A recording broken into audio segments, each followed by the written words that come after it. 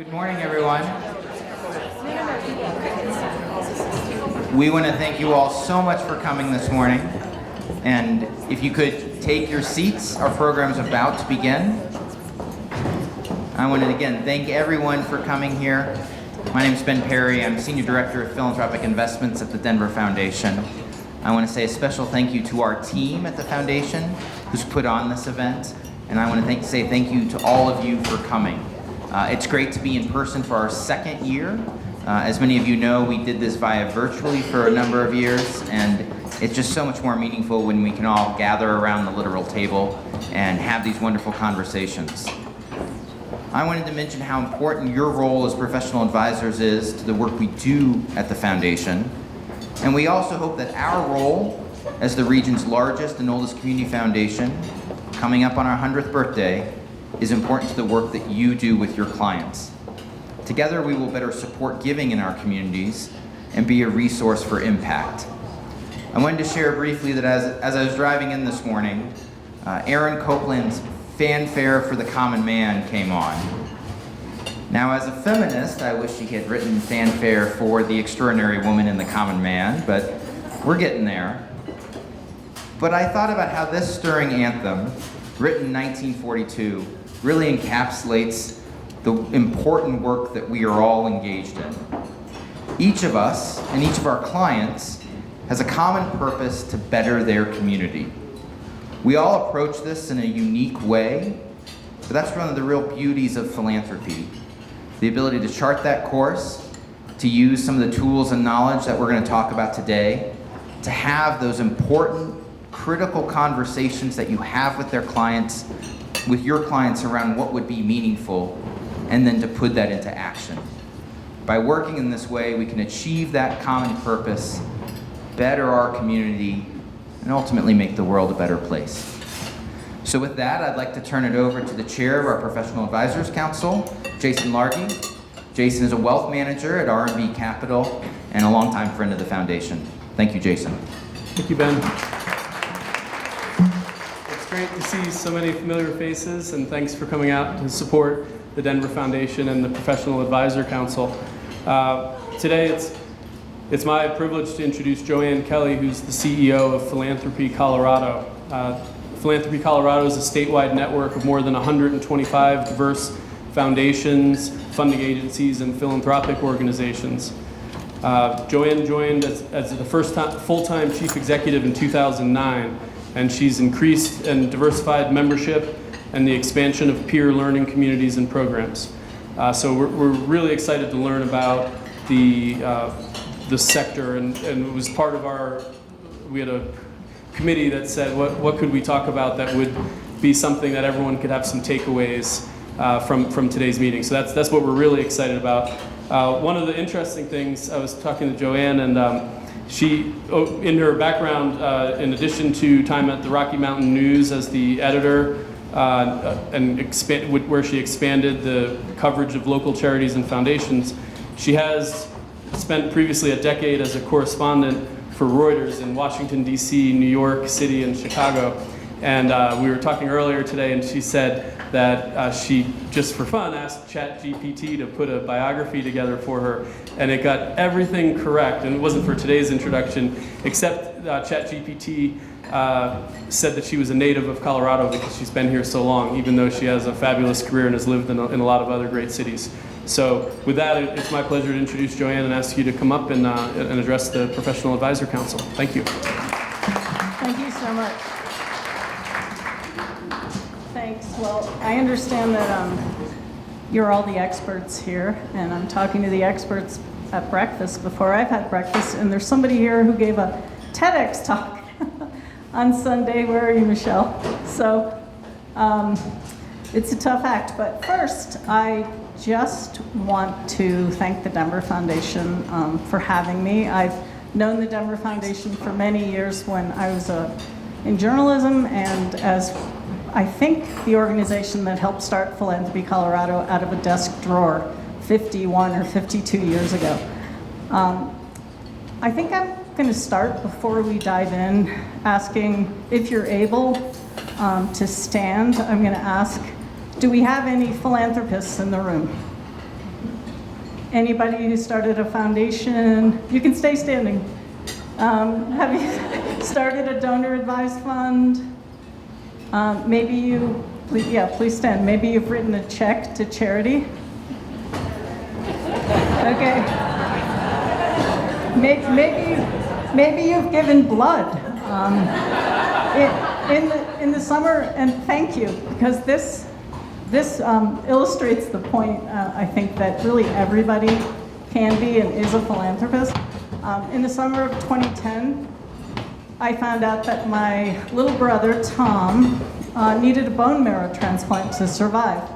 So I was the fortunate sibling match, which I have two very competitive brothers, and they will maybe never forgive me for that because I was my mom's favorite child for maybe 2 months after that. So that's really what philanthropy means to me. It's because what I wasn't the philanthropist in that case, but I found out that complete strangers do this all the time for people they never even get to meet. And I was in the room when I saw my whatever dripping down the tube into my brother as this former Marine, was crying. It was just totally amazing. So philanthropy, the love of humankind, that's really what it is. But since you all eat numbers for breakfast, I'm sure, I'm just going to dive into some of the data, because that's what I was asked to talk about today, to give sort of a brief overview of the landscape. So I'm going to start by talking about how big the nonprofit sector is in Colorado. In 2019, we did our first study with a couple of our partner organizations, Nonprofit Association and Community Resource Center, just to really try to measure how big the sector is in the state. And we discovered that it actually generates a lot of economic impact, which really surprises people, policymakers especially, and the business community. So this does not show the number of nonprofits. It's north of 20,000, but it does show the diversity, and it shows how small a lot of the organizations are. So the vast majority have budgets of less than $500,000 a year. But collectively, the economic impact is $40 billion. And I think there's another slide. The jobs, so 330,000 jobs are created a year, or actually not created a year, because I used to cover the employment data. That was a very terrible time getting up to go to the Labor Department at 5 a.m. To report that every month when I was in Washington, so I want to get that point correct. But a lot of jobs, 330,000 at the last count. We're actually commissioning from CU Leads a new study. It'll be coming out in January before the session starts, because we find that it's very useful to talk about the impact of the sector so that people create conditions legislatively that encourage giving and then encourage our growth.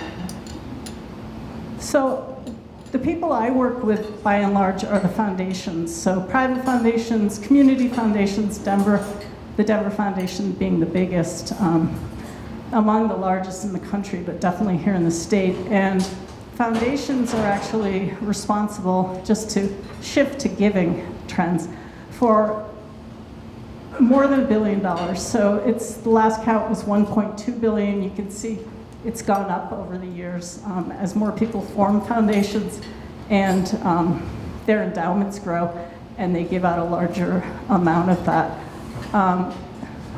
The next slide really shows some of the trends in terms of giving outside of Denver. So you can see there's a lot of money moving into the Front Range, and a lot of the foundations are based here. But we are seeing a lot more charitable activity in other parts of the state. And part of that is driven by, I think on the next slide, we may have the community foundation map. So we have about 22 active community foundations, give or take, and they're all over in the resort communities, in rural. There's a new one up in Sterling, and that has really helped to drive giving because they partner with our private foundations here who don't, know as much sometimes about rural, but who are traveling much more and who get out to the rural areas for something called Rural Philanthropy Days, which happens twice a year. And it's increased giving in the last 25 years from something like 2% going to rural to north of 20% now. So if you have any folks who live in other parts or have homes in other parts of the state, there are definitely community foundations there in addition to the Denver Foundation.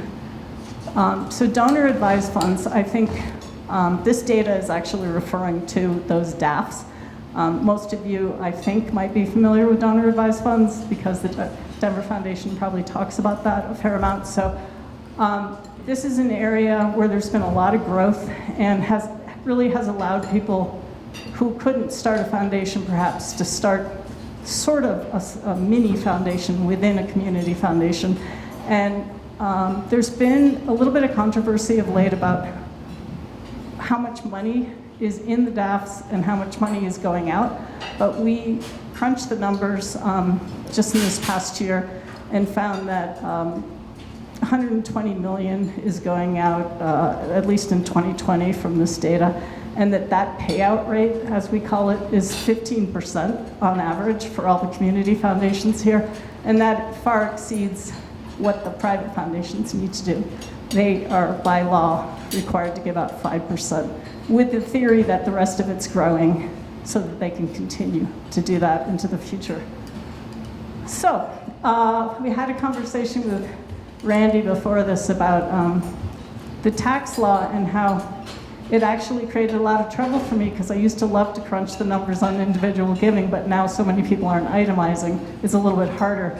But I think this does show, and as we know, that's hopefully going to sunset, right? And we're going to go back to having a deduction for many more people effectively. Individual giving in all the years that I've been doing this has always been at least 5 times what the foundations are giving, which I think surprises people because the foundations have a lot of money. But collectively, Coloradans give usually more than $5 billion a year. It's a little harder for us to see the exact data right now, although we are working really hard, and hopefully you've heard about this, to get the Charitable Act passed, which is being considered and hopefully is going to be attached to something if anyone gets anything done this year. And that would create the non-itemizer. You can call it a universal deduction. That doesn't go over as well, but anybody would be able to take that, and it would be up to $4,500 or $9,000. So yeah, I'm sure I'm preaching to the choir here on all this. You probably know all this.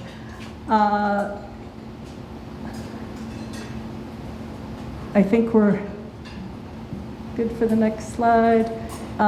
This is similar when people were itemizing at higher rates. We found that 1 in 3 Coloradans were reporting charitable gifts.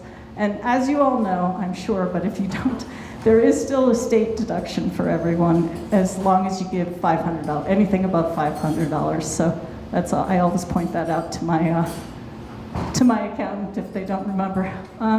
So this is my favorite thing to think about, and it's what's happening in philanthropy. I just got back from Boston on Friday. There was a big national conference with lots of amazing people and great minds talking about what can be done beyond the usual stuff. When I started in this role 14 years ago, people were just talking about, well, our donors said they only want to give to education, or they only want to give to homelessness, which are huge issues. But right now, the trend has really been to look for how do you tackle those long-time priority areas when you're also thinking about some of the really huge crises facing the country right now, or the world. So, the first one that usually comes up, the Denver Foundation has been really at the forefront of this in our organization, in our field, is to think about climate change. And I'm not supposed to call it change, I'm supposed to call it a climate crisis because all of it has gotten, gotten a little mixed up in the language. But we just hosted a big convening talking about how does that affect little kids? Little kids are shorter. They breathe air differently. Everyone's trying to think about what is it that we can do to continue caring about what we've always cared about, but fold in concerns about democracy, for example. How do we strengthen democracy? How does strengthening democracy help with climate issues? Because if we can't change policy, then we have that. The funder community, the foundations, have actually started tackling gun violence. How do we prevent it? And that was a thing we could never talk about before because, it always goes to something else. But making it much more about mental health, suicide. These are all the things that foundations have been really focused on, but trying to kind of broaden that thinking has been just really interesting. And a couple other trends I would point out are having youth voice, so having kids. We had some kids out of Colorado Springs. They were amazing. There's a youth documentary academy there, and they came and one showed their film about gun violence and one showed their film about climate. And they've been on Rocky Mountain PBS. You can Google these. They're short. They really have high impact. So how do you bring the community in? How do you bring the kids into the conversation? Because you can't be a bunch of adults sitting around talking about the futures of kids, and really expect to know. So I would just add, switching over to AI, but I think I'll go back to the, so policy and advocacy. Naomi's here, where are you?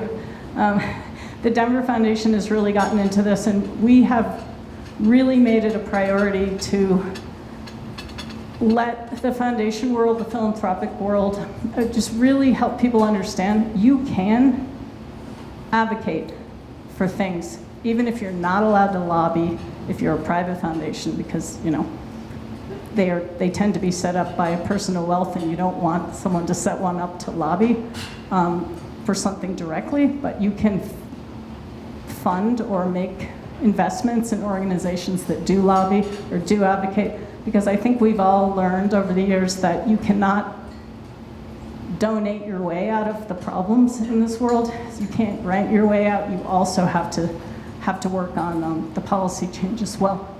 So I understand you're going to be doing something on impact investing soon with this group, so I won't get into it, but this is very popular. And it's not only making investments that are atypical, not grants, maybe zero interest loans, or much more complicated things to deal with housing, etc. The other piece of it is 95% of every foundation has their money invested in something, as I'm sure you know. And that often can be in things that work against the 5% that they're spending. And I'm sure that individual clients may have the same questions. This has really become a big focus area. So I will end on, as Kirsten said, a positive note, maybe. AI, artificial intelligence, I think everyone's hearing about this. This was a really big topic at the conference I was just at, and our CEO group just met to talk about it. So it's not new, obviously. We've had predictive AI, which is, when you start typing and it fills in an email and then you send the email to the wrong person because you didn't look at it closely enough. And then there's generative AI, which is when I put my request in to write my bio, it spit it out in maybe 2 seconds. I don't know, so fast. And it was frighteningly accurate. So that's raising questions about all kinds of things. But in our world, it's raising questions about, well, if the nonprofits are using AI to write their grants, and then the foundations start using AI to read the grants, what's the point of requiring grant applications? Why don't we just give away the money? Which was on the last slide, the concept of trust-based philanthropy. And I think one thing, if I could say anything, restricted money is not appreciated by anyone because it's so hard to track it and release it. And I know when you're advising people, I'm just going to throw this in as my own personal, unrestricted money with the advice that you care about X is much more useful than, can you please use this to build new pickleball courts, which just happened on a board I'm on. So we got the pickleball courts, but nobody wants to play pickleball. So that's just one of the pieces of personal preference I'll take today. I would like to hand the microphone over. I don't think I'm going to take questions now, but I think you're going to bring up some other folks. But would be happy to talk to anyone at any time. Our network also includes advisors.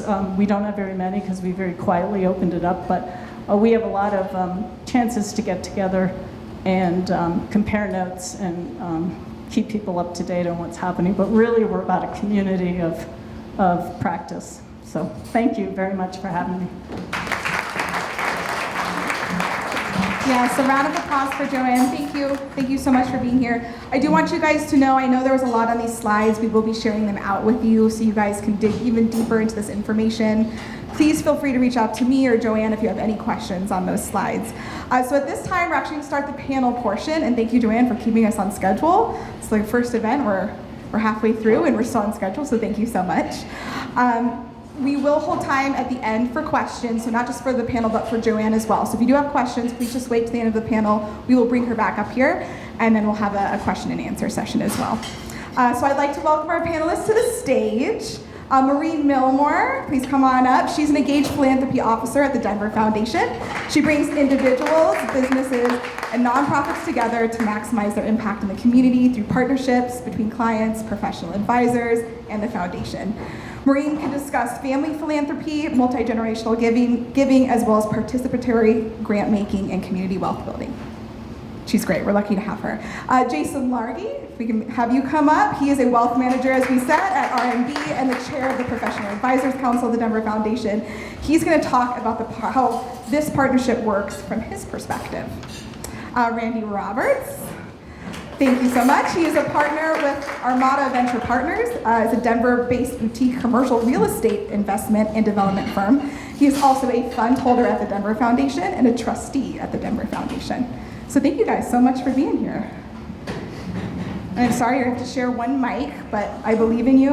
We'll make it happen. And yeah, let's get started. Can you guys all see us? No, we're a little short down here. Okay, we're good. All right, we say welcome again. Welcome and thank you to our panelists for joining us. We're excited to have different viewpoints here represented, kind of as we walk through the lifetime of a philanthropic gift. In my work as a professional advisor who work with clients to establish philanthropy, I find that these conversations sometimes can be difficult. We don't always know what each party and which individual is having what conversation and with who. So my goal here today is to really kind of pull back that curtain, kind of get these different viewpoints from our professionals up here. So we're going to get started with you, Maureen, if you want to grab the mic. So kicking us off, what do those initial conversations look like when the donor approaches you about wanting to give back to their community? Thanks, Kirsten. Absolutely. Well, just to start off, we're always just so honored when a donor comes to us and really asks us to join them in that philanthropic journey. And I start out by asking so many questions. It's really important just to understand where they want to go, how they want to get there, and I really want to stress that even not knowing can be just as helpful as knowing. It's really our job to then take all that information they throw at us, think about what might be the best option for them, and come back with a plan and an idea for how they can really start making impact. And so those initial conversations are just so much about gathering information and figuring out the right direction and getting them on a path that will help them achieve those ultimate goals that they set out for us in those conversations. Yeah, I love that. I love how you said that it's different for each person, and I think that probably goes to the way that Jason approaches it as a professional advisor, right? One client might approach philanthropy different than the next. So we'll move on to you, Jason. So in your role as a professional advisor, how do you introduce the idea of philanthropy to your clients? Well, I think that it's different for everyone. To Joanne's introductory question, as you go through the different ways that you can participate in philanthropy, even if it's just, making an individual contribution or volunteering, almost all of our clients have some experience. What I think the advisors do is really part of the planning process for us, where it's just a whole area that the clients don't know the opportunities that are out there. And so as getting ready for this, I was thinking back. I left the active practice of law in 2014 and joined the wealth management world. And I remember in like 2014, 2015, that you would bring up the concept of a donor advised fund, and clients would look at you like you were telling them aliens had landed on the earth. And they're like, what is that? And you'd explain it. And now it's much more common that clients know about it, actually have a donor advised fund. I participate with a nonprofit that has seen more and more contributions coming from an actual donor advised fund. And you can get creative with it. Like, what I notice is most people have a really fancy name to their donor advised fund. It sounds like a really great foundation. It's like, the Largy Foundation, from the Denver Foundation Donor Advised Fund. So there's so much more that you can do, and I feel like what can happen is you can take the administrative side of where you get some benefits from tax deductions, and sometimes the giving at a simple level is more like bill pay. It's just like, we got to get this done by the end of the year. How much can we give? And so if you can come up with some sort of strategy and make it more impactful, like let's get it a system in place and get you doing the most efficient way of setting aside, then we can have an actual meeting, or you can with your family, and actually make the contributions to the causes and the organizations that you care most about. I love that. As someone with a private family foundation, there are often times where I wish we would have gone the DAF route. So I get that. So we're gonna head over to you, Randy, from a different perspective, and we're gonna go back a little bit. So before the Denver Foundation, what did your charitable giving look like? What motivated you to be philanthropic? Sure, I would say it was disorganized for sure, a little more ad hoc, but I guess what motivated me to be involved in the community is kind of feeling as though I had a lot of opportunities growing up, because I came from a great home and my parents were really focused on my education, and so it gave me resources and opportunities and mentorship that I wish everyone had. And for me, there was an organization in town now called the Denver Children's Foundation. I was the president of that organization, and there's 100 guys in their 20s and 30s who were throwing events and raising money and then deciding where it goes. And I think that was one of those things where it just showed you how many organizations are out there having an impact in our community. And I wanted to sort of match their passion with my own and give the resources I had to empower what they were doing. I love that.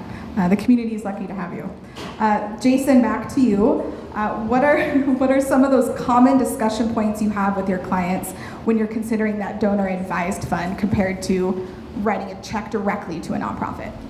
Sure, and I'll give a shout out to a former employer. I was a wealth planner at US Bank Private Wealth Management when I first interacted with the Denver Foundation in an actual client meeting. We had an annual client meeting, and the family that had established a donor advised fund had a representative from the Denver Foundation who came to the meeting, and it was incredibly interactive because there was printout and statement of what's been given up until now, how it's performed, and to this family it was just as important as the actual, call it for-profit investments and savings that they had for their family and their personal wealth, and that's what I've always used as the model and tried to explain to the advisors that I've worked with, to say there's multiple different ways that this can work. There's some large donor advised funds that might make sense with the custodian that you work with.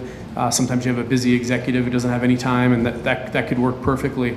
But when you find a client that actually cares about a local cause or some specific impact that they want to make, I find that the Community Foundation has the time and the resources to help investigate. And I've seen some community foundations actually say, would you like to meet the leaders of a few local nonprofits that are in on that cause? And that, that's great, like why not? And it gives the clients even more connection to something they care about. So that, to that degree, it's more of a, it looks like a partnership with a community foundation. Yeah, it's a little more that's my goal. personal. Yeah, I love that. And you're right, there's a right fit for everyone in philanthropy, and we're always open to have those conversations. So, Randy, we're gonna come back to you. So now you're philanthropic, we know that about you. What led you to create a donor advised fund at the Denver Foundation? So why did you choose us? I had gotten to know the Denver Foundation just a little bit in networking, and it was the first place that I heard of a donor advised fund.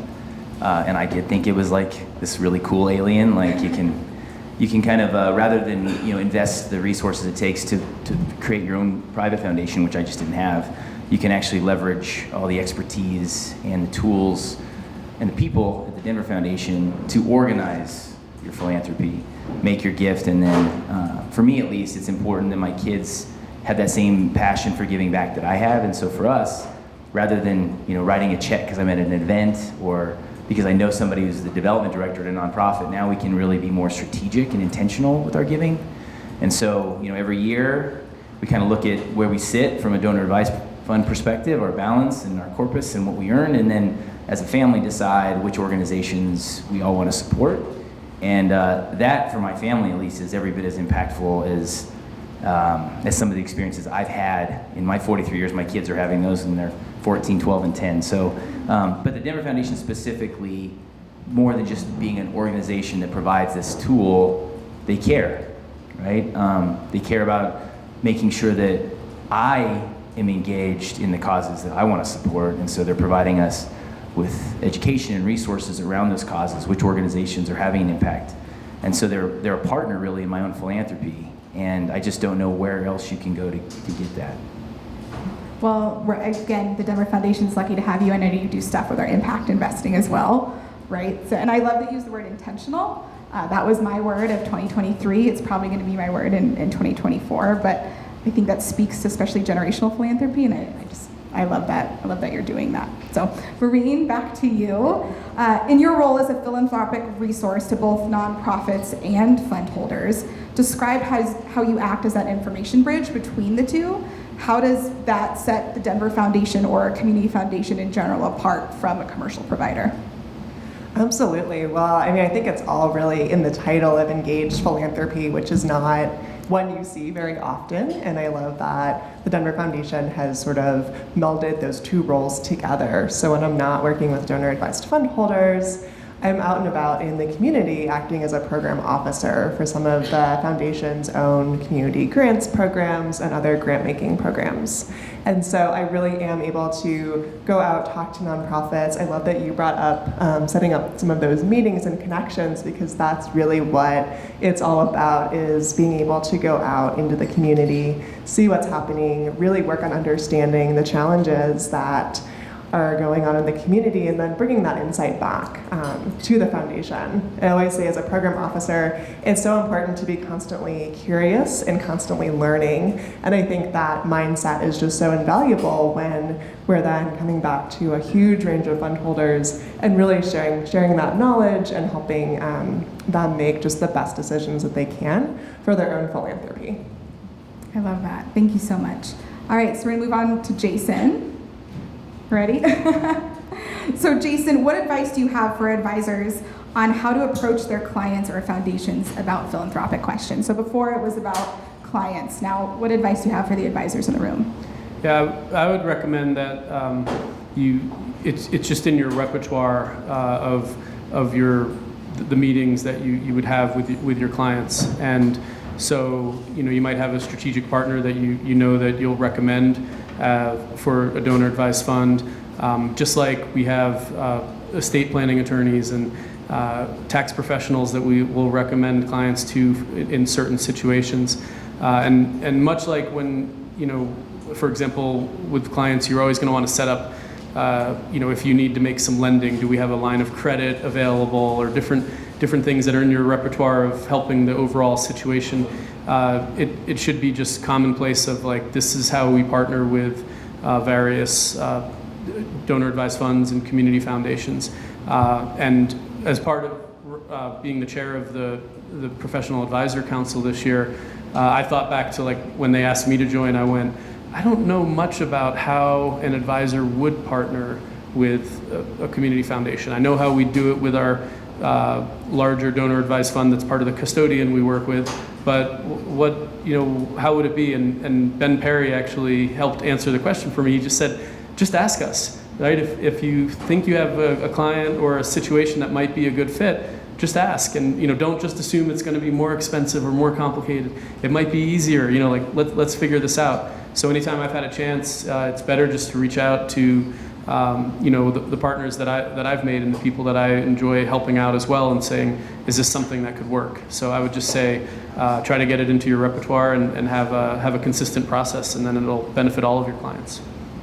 Thanks. Yeah, we love being a philanthropic resource, right? We know that you guys are the experts in finance and law. We're the experts on that philanthropy part, so don't hesitate to reach out to us. We're a partner in your community and in that philanthropic conversation, so we're happy to sit and help coach you through some of those conversations, or even be at the table for you. So Randy, back to you. Well, lots of questions for you as our donor. I know personally that you're a pretty self-sufficient guy. You got the philanthropy down. But what advice would you also have from the donor perspective to advisors on kind of how to navigate that? How do you navigate that with your own advisor? Well, first, set up a donor advised fund with the Denver Foundation. I would say that. Awesome.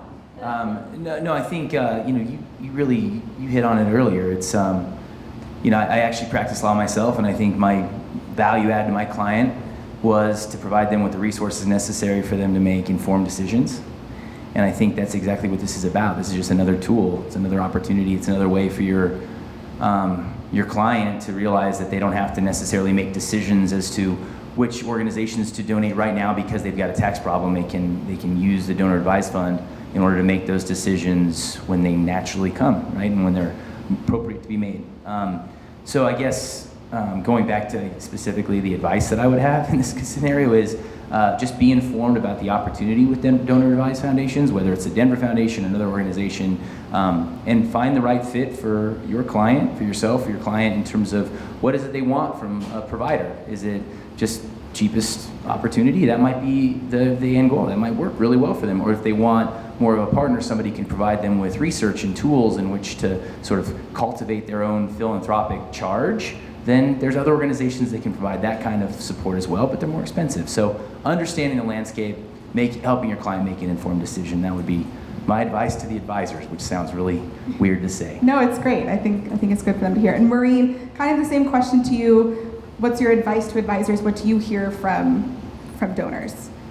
Yeah, absolutely. I think really just starting that conversation is so key. I think often clients will bring it up, but sometimes they won't. And so I think just making sure that, they're talking about this part of their life is so important. I think also you spoke to it when, and you really both did, and you spoke about us being in the room and being at that conversation. I think some of my absolutely most favorite conversations with fund holders and donors have been when we have that advisor ourselves and that fund holder, and we can talk to a lot of the different types of fund options they have. The advisor can talk to maybe some of their accounts and what might be useful for charity, and there's this wonderful moment when a fund holder realizes how much more potential they have to give to charity that they didn't realize.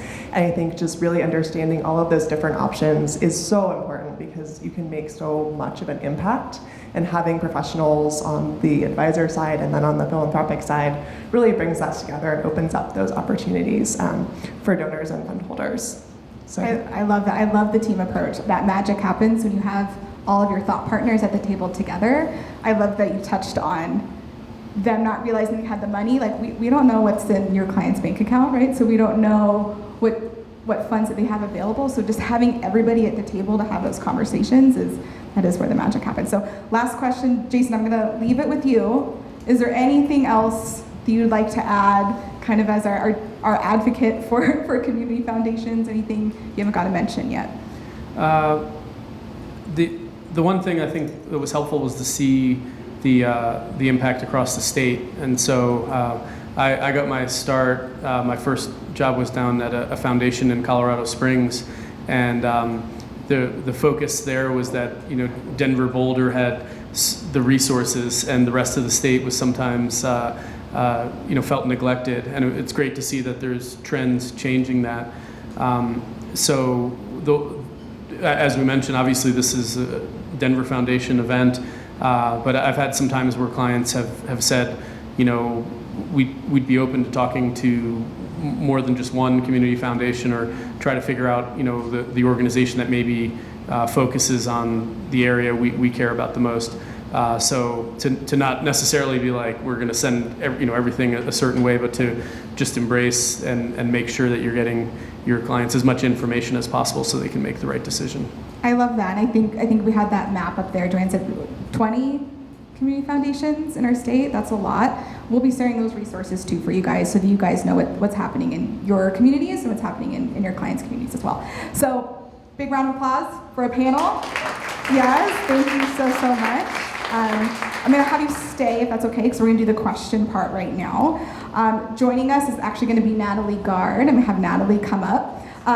She is a certified public accountant who recently started her own firm. Yay, for entrepreneurship, yes, for women-owned businesses. I love it. She's also the vice chair with Jason of our Professional Advisors Council. So she's going to help with the question part.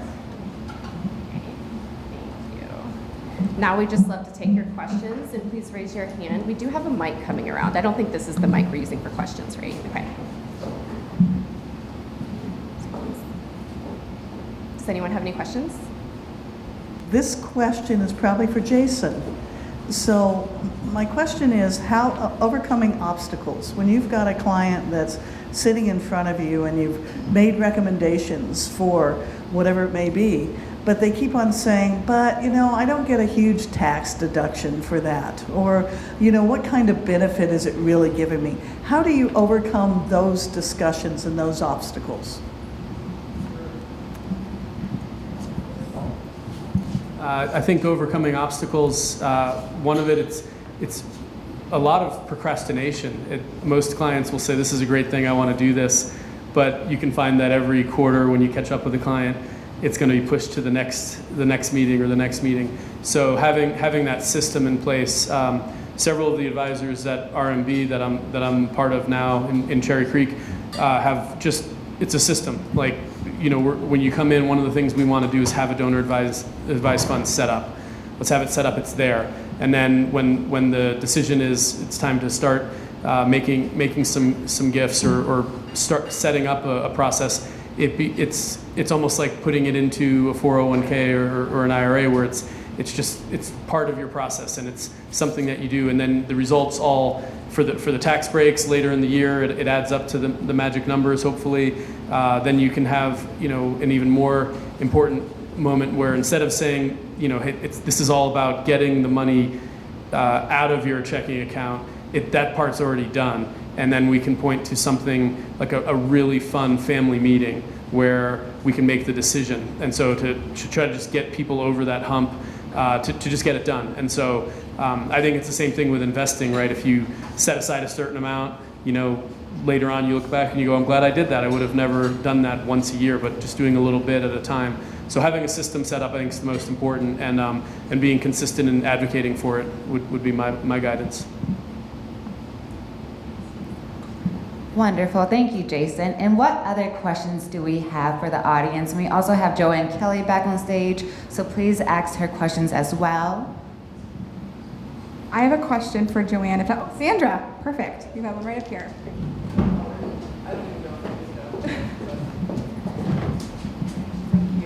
No, thanks to everybody. It's really a joy to learn more about your foundation and what everybody's doing and how to get more done.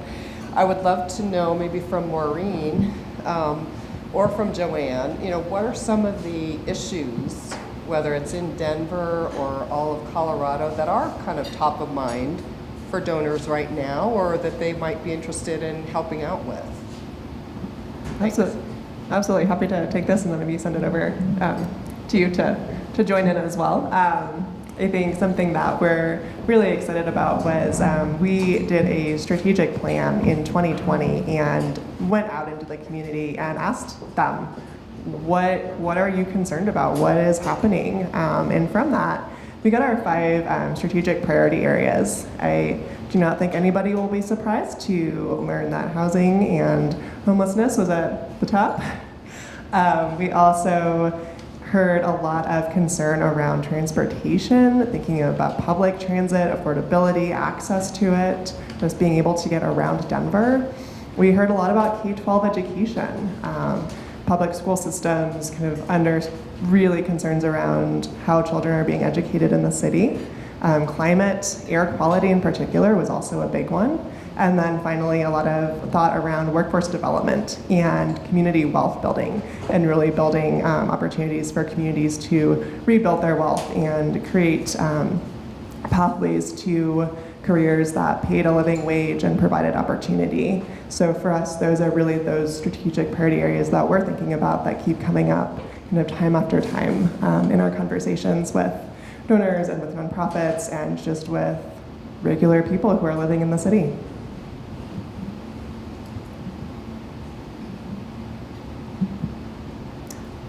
Great question. I'm going to go back for 2 seconds to the question about people who care about the tax break. So the data is unbelievable. If you volunteer for a nonprofit organization, your chances of being one of the biggest givers, especially if you end up on the board or on a committee, etc., or it's some massive percentage. So maybe asking people what they're doing in that regard could get them thinking about it.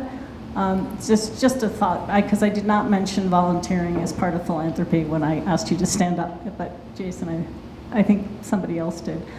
So issues, one thing I didn't mention but I think was on the screen is just this whole acknowledgement and awakening about the racial wealth gap that exists is really top of mind in our field. People have really gotten educated about all the things they didn't know about indigenous people and how we got our land and why it's impossible for people to build wealth in certain communities because they weren't allowed to buy homes, and everybody knows that, you know, the generational passing along. So there are lots of great the education piece, I think, is really important. I don't know how you, I don't know if this is what you're asking, but I think this is an issue that is just really critical. Not everyone is completely bought into it, but almost all of philanthropy is really focused on that right now. I would also add the arts has done an incredible, the arts community has done an incredible job of blending issues with crises, you know. If you want to give to climate, but you really want to give to the arts, I mean, everybody in the arts community has gotten this. It's this whole movement called arts and society. Like, arts is good for health, because if you live in a community with art that's not blighted, you know, you're gonna feel better. So many connections there that I think can go to that traditional donor while also tackling these big new sort of focus areas.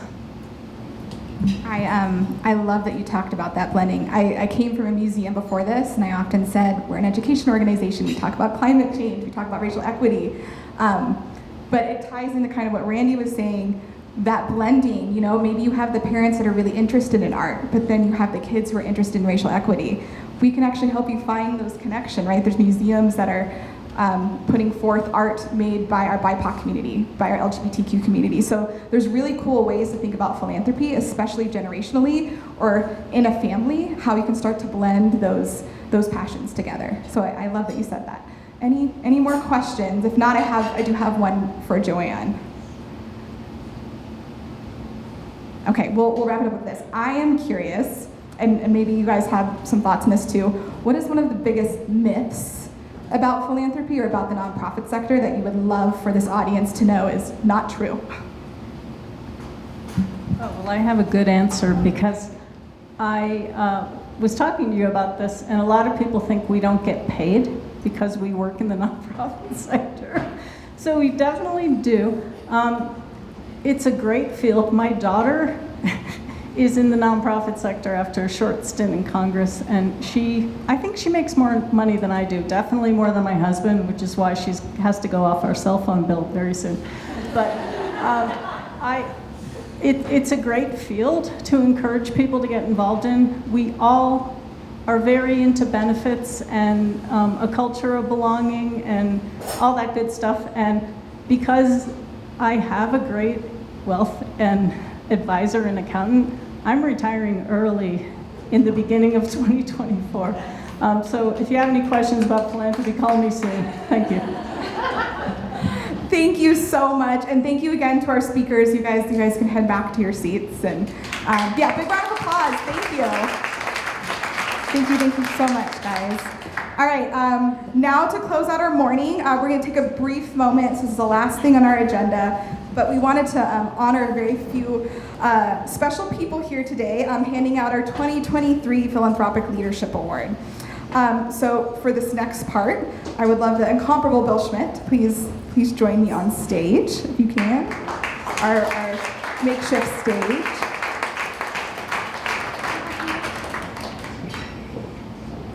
I'm going to have you hand that award when I speak about you, if that's okay. Yes, you can sit. That works. Perfect. So this year, not only are we excited to bestow this award to an important person to the Denver Foundation, but we're really also excited to rename it. We created the Philanthropic Leadership Award to honor a professional advisor or firm in our community that exemplifies a desire to make meaningful impact through philanthropic advising. This award represents one's effort to better our community by using their expertise as a lawyer, financial advisor, CPA, or other professional advisor to help their clients achieve their philanthropic vision. Through this, they impact the charitable sector in Colorado. We're lucky to have many people here today who represent those ideals, including a previous awardee and PAC member, Senior Vice President at Northern Trust, Elizabeth Meck. Like Elizabeth and others, this year's awardee and honoree have both gone above and beyond in this space, not only for the Denver Foundation, but for Colorado as a whole. After multiple years of handing out this award, it's become obvious to our team that the previously mentioned ideals also reflect the characteristics of one William Schmidt. There are a few on our Professional Advisors Council or even in this room who have not been advised by Bill, coached by Bill, or have had an opportunity to work with him. It is no surprise to you that we have decided to honor Bill and rename the award in his honor. A frequent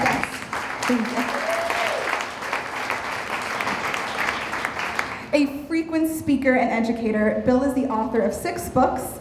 He has served and still serves on numerous nonprofit boards and committees, including the Denver Foundation, Bonfils Blood Center Foundation, Aspen Valley Hospital Foundation, Goodwill Industries of Denver, Lutheran Medical Center, St. Joseph Hospital Foundation, and the Children's Hospital Colorado Foundation.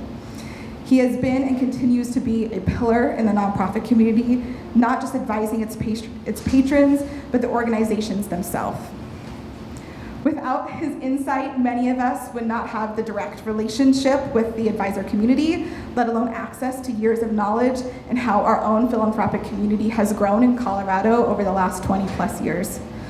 Bill received one of the first Philanthropic Leaderships Award in 2004, and we cannot help but acknowledge his contributions to the Denver Foundation and community. He was an integral part of growing our Professional Advisors Council. He is committed to training the next generation, and he is an important part of so many different funds with us. He received his JD from the University of Michigan Law School and his BA from the University of Colorado. During his practice, he was a partner at Holland & Hart, founded his own law firm, served as a senior trust officer at First Western Trust Bank, and was senior vice president of business development at BOK Financial Wealth Management. He is a captain in the Judge Advocate General Force Retired Reserve.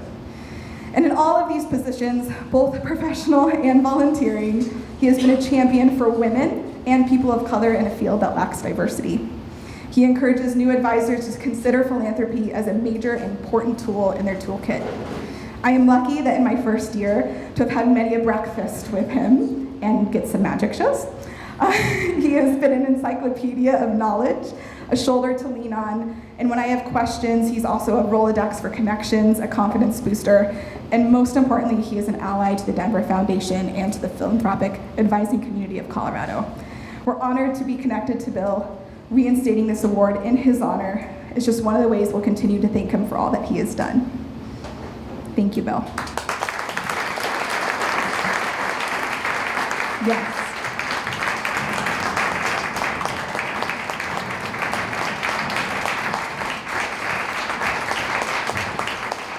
Thank you. So now on to this year's awardee. Originally from New York City, Michelle Adams earned her BA in Administration of Justice from the Pennsylvania State University and her JD from Brooklyn Law School. Eventually, she opened the law office of Michelle Adams because she had personally experienced what happens when a loved one fails to plan for death or disability.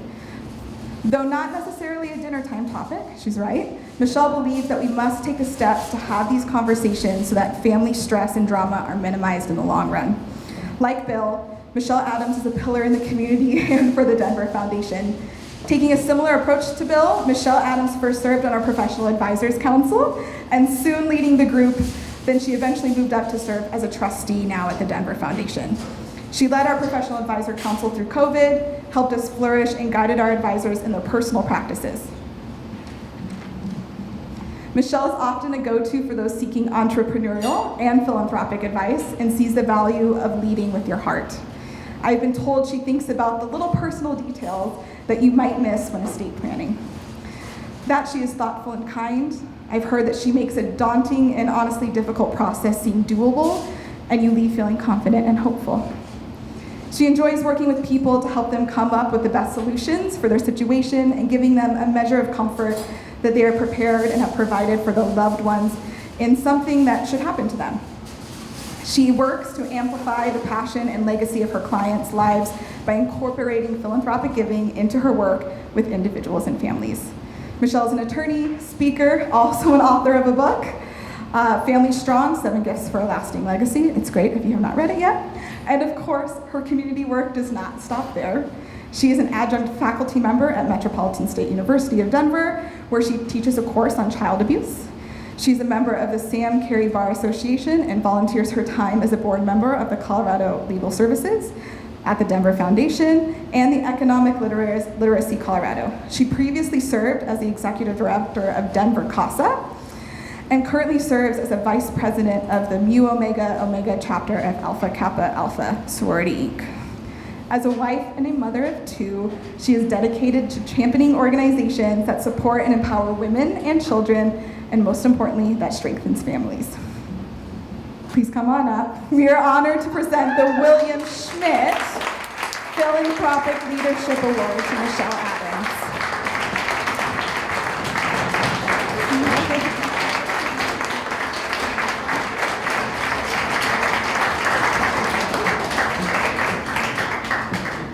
Yeah, you're gonna do that from now on. We gave you a new task, Bill. Yes, please. If you thought I was not going to say something, it was a mistake. Michelle, when I got one of the first of these many years ago, we didn't have this. I got a plastic alarm clock, which did not work. I took it back to David Miller, who's then the president. I said, David, I don't want to be disrespectful, but this doesn't work. You might give it to someone next year. So he took it back and created this. So I have one of these, and I'm glad you get this instead of an alarm clock. It's well-deserved.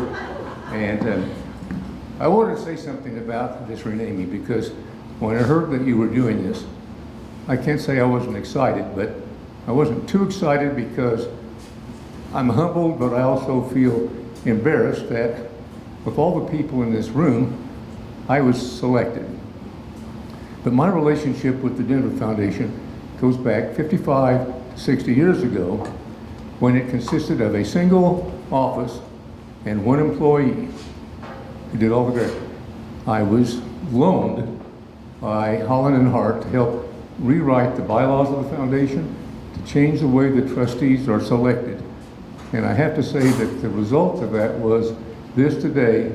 Otherwise, we would still be one office and one employee handing out money from a few local philanthropists. So this is, I won't go into more detail about this because I've been given a certain amount of time. We do have 20 minutes left, here I see. And I was warned this is not time for a magic trick. So we'll save that for another time. But Michelle, I have known for a long time now. I've grown to love and respect her and for her impact in the community and her leadership. And so this could not go to a more well-deserving person, and I'm glad that I got to hand out the first one. Now here's the thing. 5 or 10 years from now, you'll hand out one of these and someone will say to you, who the hell is Bill Schmidt? So at that point, you have my permission to change it back to somebody else's name, whoever you want to have it, because I will have gathered now 2 boxes of certificates in my basement. When I show them to my kids, they say, what are we supposed to do with these someday? And I said, you've heard of, I got junk. So anyway, I really appreciate it, and thank you for all the years I've been able to serve. I don't think Bill or I have met a microphone that we do not like, so here we go. And Kirsten's like, no, they're not going to speak, they're just going to get the award. And I'm like, well, wait a minute. So first and foremost, Mr. Bill, gosh, as I'm just really humbled. I mean, I'm not just saying this, y'all, I'm for real humbled, because you all do such amazing things. And when Kirsten called me, and I was like, wait, what? What's happening here? And for this man who's such an icon in our community to be the one, I knew we wanted to name the award after you, but I had no idea that I would be that first recipient. So this is truly an honor, and there's no other word to describe but humbled and grateful that you all would consider me to have this. Bill took me under his wing when I started off on this journey, as he did many of you, and you know, he reaches out, we have the breakfasts, he always picks great places for breakfast, and it's just been such a pleasure to get to know him and his personality and the family and the book that Bill has also written a book, not just the technical ones, but one that's really personal about his family and his grandchildren. So everyone needs to get a copy. Where can they find that, Bill? You have to know somebody, okay. So talk to him about getting a copy of that book. So again, I am just very thankful to be in this role and in this space. However I can support any of you, however you can support me, let's do it together, because there's so much work that needs to be done in our respective communities. And as you were talking about all the awards that you received, etc., Joanne mentioned that I did this TEDx talk on Sunday, so I'm still floating from that, y'all, and my voice is probably a little bit scratchy.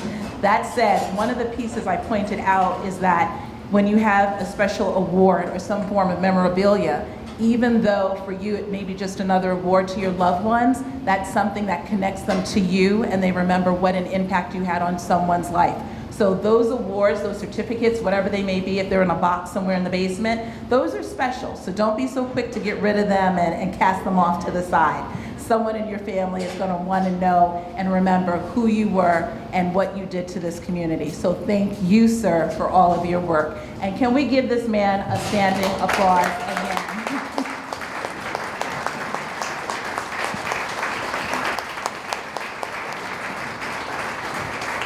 Now we'll turn it back over. I should have known. Thank you all. That concludes everything today. I just want to say thank you so much. You're all so important to this community. Again, for those that don't know me, my name's not up here, but Kirsten Swanson. I am the professional advisor officer. Please feel free to reach out to me if you ever have any questions on how to navigate philanthropy with your clients. Reach out to anyone at the Denver Foundation. And yes, have a good rest of your day. Please drive safe to your offices. We're happy it didn't snow this year. Yes. So, thanks, guys.